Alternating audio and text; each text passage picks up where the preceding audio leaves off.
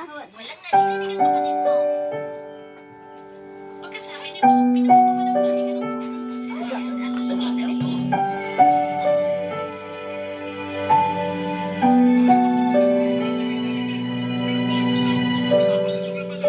Naglalaga ng kolorete sa aking mukha para di nila malaman ang tunay na ganap na ikaw at ako ay hindi na.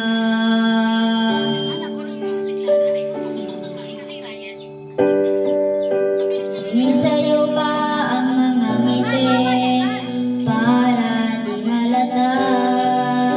Damdamin ko'y pinipigil sa loob umiiyak dahil ikaw at ako ay hindi na.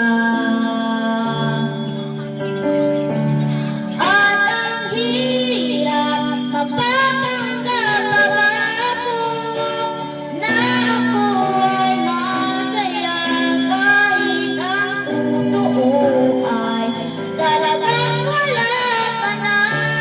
At kung bukas